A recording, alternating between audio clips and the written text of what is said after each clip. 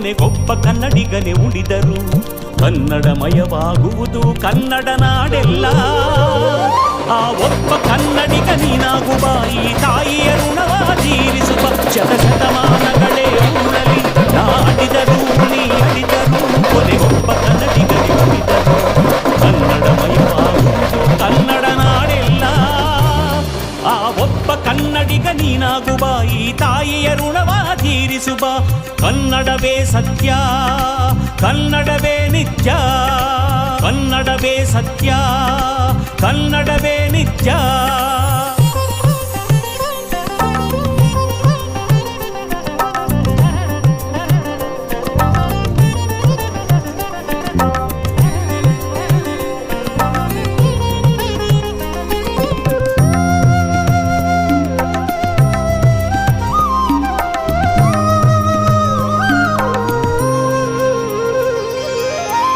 ಕನ್ನಡವೆಂದರೆ ಬರಿ ನುಡಿಯಲ್ಲ, ಧಮನಿ ಧಮನಿಯಲಿ ಹರಿಯುವ ರಕುತ. ಕನ್ನಡವೆಂದರೆ ಬರಿ ಭಾಷೆಯಲ್ಲ, ಹೃದಯ ಹೃದಯಗಳ ಸಂಗಮ. ಕನ್ನಡವೆಂದರೆ ಬರಿ ನಡೆಯಲ್ಲ, ಹೆಜ್ಜೆ ಹೆಜ್ಜೆಗಳು ಸಾಗಿದ ಗುರುತು. ಕನ್ನಡವೆಂದರೆ ಇತಿಹಾಸವಲ್ಲ, ಇಂದು ನಾಳೆಗಳ ಚಿರಬೆಸುಗೆ. ಕನ್ನಡವೆಂದರೆ ಜನಜಾತಿಯಲ್ಲ, ಸರ್ವರನ್ನು ಕೈ ಬೀಸಿ ಕರೆಯುವ ಮಾತೆ. ಶತಶತಮಾನಗಳೇ ಉರುಳಲಿ ನಾ ಅಡಿದರು ನೀ ಅಡಿದರು. ಕೊನೆಗೊಬ್ಬ ಕನ್ನಡಿಗನೇ ಉಳಿದರು. ಕನ್ನಡಮಯವಾಗುವುದು ಕನ್ನಡ ನಾಡೆಲ್ಲ. ಆ ಒಬ್ಬ ಕನ್ನಡಿಗ ನೀನಾಗುವ ಈ ತಾಯಿಯ ಋಣವ ತೀರಿಸುವ.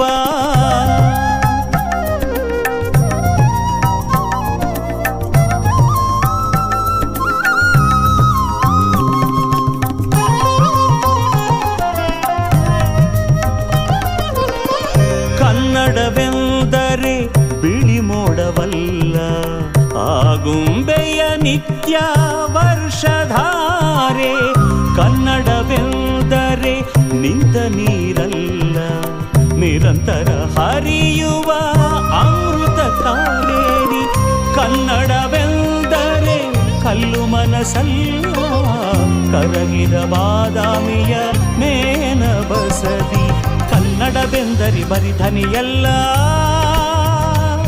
ಪ್ರತಿಧ್ವನಿಸುವ ಗೋಳ ಗುಮ್ಮಟ. ಕನ್ನಡವೆಂದರೆ ಕೊಂಪೆಯಲ್ಲ, ಗತಕಾಲದ ಸುವರ್ಣ ಹಂಪಿ. ಶತಶತಮಾನಗಳೇ ಉರುಳಲಿ ನಾ ಅಡಿದರು ನೀ ಅಡಿದರು. ಕೊನೆಗೊಬ್ಬ ಸೇರಿ ಅಣ್ಣ ನಾವು ಒಂದು ಕಾರ್ಯಕ್ರಮ ಮಾಡಬೇಕು ಅಂತ ಹೇಳಿದ್ರು. ಏನಪ್ಪ ಅಂದರೆ ನಾವು ಮೊದಲನೇ ಬಾರಿಗೆ ಕನ್ನಡ ರಾಜ್ಯೋತ್ಸವವನ್ನು ಆಚರಣೆ ಮಾಡೋಣ ಹೆಂಗೆ ಅಂತ ಕೇಳಿದ್ರು. ಇಷ್ಟು ಲೇಟಾಗಿ ನಮಗೆ ಬಂದಿದೆ ಈ ಜ್ಞಾನ, ತಪ್ಪೇನಿದೆ ಅದರಲ್ಲಿ ಮಾಡಿ ಅಂತ ಹೇಳಿದ್ದಕ್ಕೆ ಇವತ್ತು ಎಲ್ಲ ಯುವಕರೆಲ್ಲ ಸೇರಿ ತುಂಬ ಅಚ್ಚುಕಟ್ಟಾಗಿ ಒಂದು ಕಾರ್ಯಕ್ರಮ ಮಾಡ್ತಾ ಇದ್ದಾರೆ. ಈ ಕಾರ್ಯಕ್ರಮಕ್ಕೆ BJP ಕೋಲಾರ ಜಿಲ್ಲಾ ಉಪಾಧ್ಯಕ್ಷರಾದಂಥ ಕಮಲನಾಥ ಅಣ್ಣವರು ಬಂದಿದ್ದಾರೆ. ಅವ್ರಿಗೆ ನಾವು ಸ್ವಾಗತ ಕೋರ್ತಾ ಇನ್ನೇನು ಕಾರ್ಯಕ್ರಮ ಪ್ರಾರಂಭ ಮಾಡೋಣ. ಬಂಧುಗಳೇ ಬನ್ನಿ ಮುಂದೆ ಬನ್ನಿ ದಯವಿಟ್ಟು. ನಮಗೆಲ್ಲ ಒಂದು ಆಶ್ಚರ್ಯ ಆಗಿದೆ ಇವಾಗ ಕೆಲವ್ರಿಗೆ. ಏನಪ್ಪ ಇದು ಅಂದರೆ ಕನ್ನಡ ಭಾಷೆ ಅಂತ ಒಂದಿದೆ, ಆ ಭಾಷೆಯ ಒಂದು ಉತ್ಸವನೇ ಇದು. ಅದ್ರ ಬಗ್ಗೆ ಸ್ವಲ್ಪ ಒಂದು 5 ನಿಮಿಷ ನಾವು ತಿಳ್ಕೊಳ್ಳೋಣ.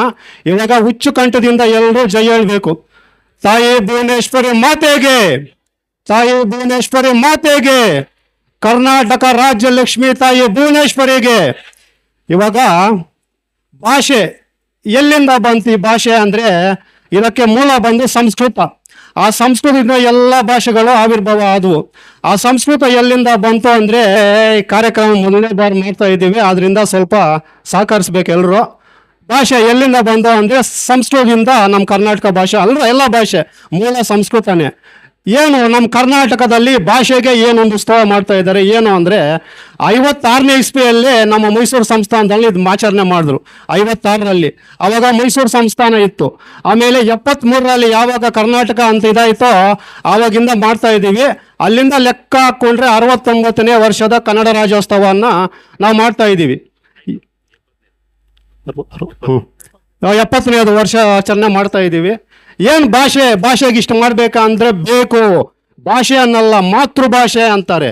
ಏನಕ್ಕೆ ಮಾತೃಭಾಷೆ ಅಂದರೆ ನಾವು ಹುಟ್ಟಾಗಲಿಂದ ತಾಯಿನ ನೋಡ್ತಾ ಬೆಳೆದಿದ್ದೀವಿ, ಎರಡು ತಾಯಿ ಭಾಷೆಯನ್ನು ಕಲ್ತ್ಕೊಂಡು ನಾವು ಬೆಳೀತಾ ಇದ್ದೀವಿ, ಆದ್ದರಿಂದ ಮಾತೃಭಾಷೆ ಆಗುತ್ತೆ. ಸರಿ, ಈ ಕರ್ನಾಟಕದಲ್ಲಿ ಏಕೆ ಇಷ್ಟೊಂದು ವಿಜೃಂಭಣೆಯಿಂದ ಮಾಡ್ತಾರೆ ಅಂದರೆ ನೋಡಿ, ಕರ್ನಾಟಕ ಭಾಷೆ ಎಂಥ ಇದು ಅಂದರೆ 1,00,000ಕ್ಕಿಂತ ಅಧಿಕ ಪದಗಳಿದ್ದಾವೆ, ಇದರಲ್ಲಿದ್ದಾವೆ 1,00,000ಕ್ಕಿಂತ ಅಧಿಕ. ಕನ್ನಡ ಬಗ್ಗೆ ಮಾತಾಡಬೇಕು ಅಂದರೆ 20 ಅವರ್ ಮಾತಾಡ್ಬೋದು, 20 ಗಂಟೆ ಮಾತಾಡಿದ್ರು ಸಾಕಾಗಲ್ಲ. ನಾವು ಅದರಲ್ಲಿ ಏನೋ PhD ಮಾಡಿದವರಲ್ಲ, ಏನೋ ಅಲ್ಪ ಮಟ್ಟದ ಜ್ಞಾನದಿಂದ ಮಾತಾಡ್ತಾ ಇದ್ದೀವಿ. 1,00,000 ಪದಗಳು. ಇನ್ನೊಂದು ನೀವು ಯೋಚನೆ ಮಾಡಿ, ಇನ್ನೂ ಈ ಕನ್ನಡದ ವೈಭವ ಏನಂದರೆ ಜ್ಞಾನಪೀಠ ಪ್ರಶಸ್ತಿ ಅಂತ ಕೊಡ್ತಾರೆ.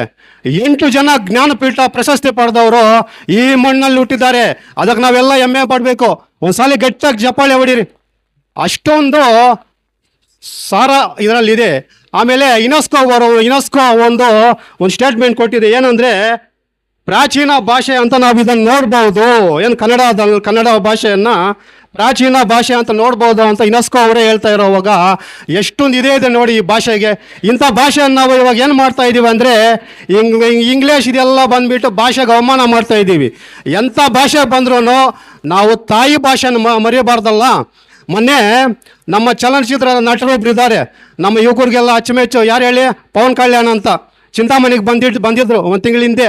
ಅವರೊಂದು ಮಾತು ಹೇಳಿದ್ರು ನೋಡಿ, ಒಬ್ಬ ಹೀರೋ ಆಗಿ ಅವ್ರು ಎಷ್ಟು ಜ್ಞಾನವಂತರಾಗಿದ್ದಾರೆ ಅಂದರೆ, ಭಾರತ ಮಾತೆಯ ಮುದ್ದಿನ ಮಗಳಾದ ಕರ್ನಾಟಕ ಮಾತೆಗೆ ನನ್ನ ನಮಸ್ಕಾರ.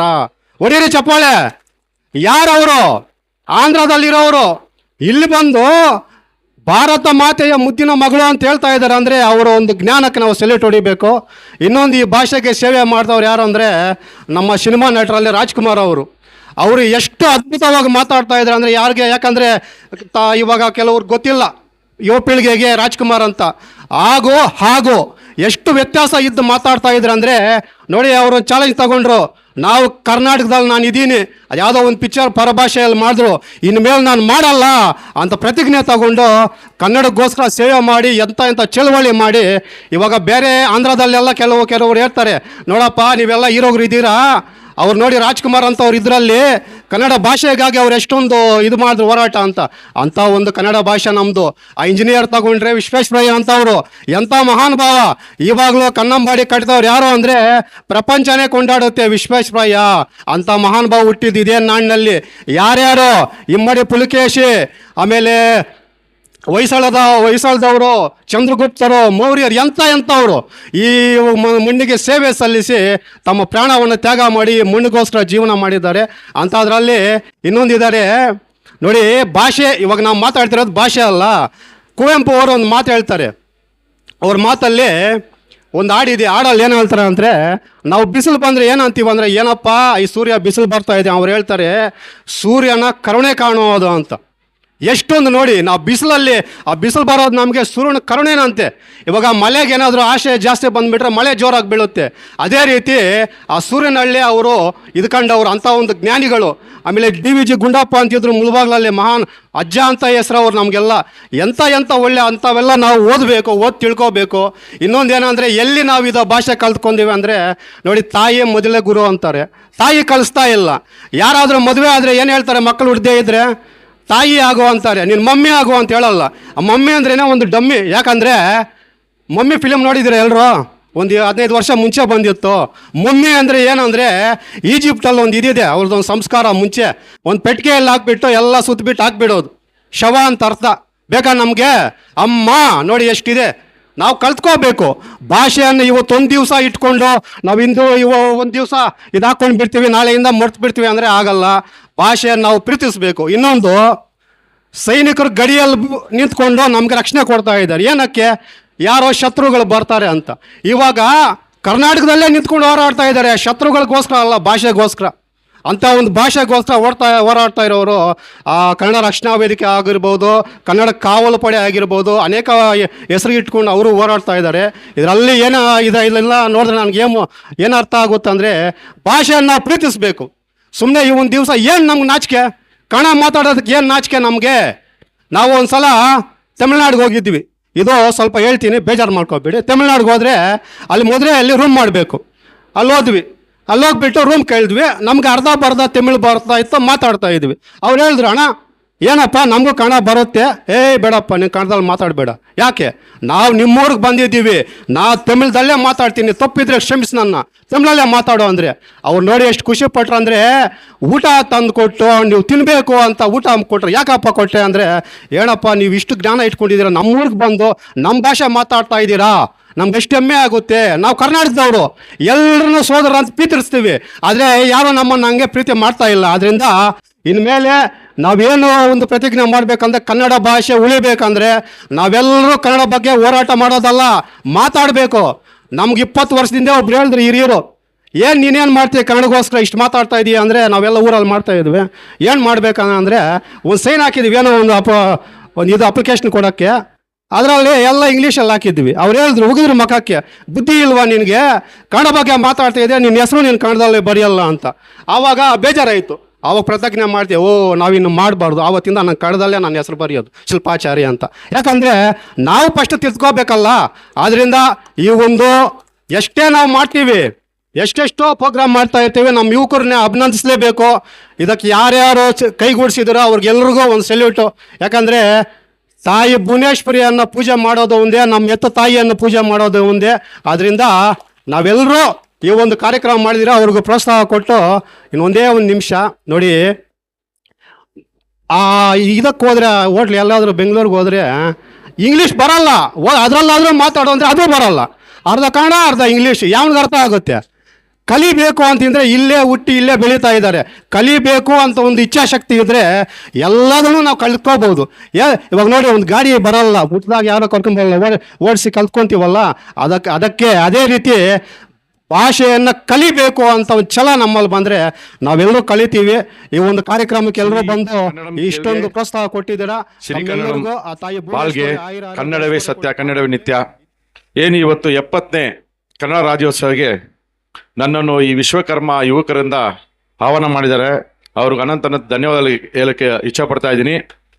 ಯಾಕಂದರೆ ನನ್ನ ಒಂದು ಹುಟ್ಟುಹಬ್ಬ ಆಚರಿಸೋಕ್ಕಿಂತ ಅದನ್ನು ಕನ್ನಡ ರಾಜ್ಯೋತ್ಸವ ದಿನದಲ್ಲಿ ಮಾಡಿರೋದು ನನಗೆ ಒಂದು ಪುಣ್ಯ ಅಂತ ಹೇಳ್ಬೋದು. ಯಾಕಂದ್ರೆ ನಾವು ಎಲ್ಲಿ ಹುಟ್ಟಿದ್ದೀವಿ ಅಲ್ಲಿ ನಿಯತ್ತಾಗಿರಬೇಕು, ನಾವು ಹುಟ್ಟಿದ ಜಾಗಕ್ಕೆ ಋಣ ತೀರಿಸ್ಬೇಕು.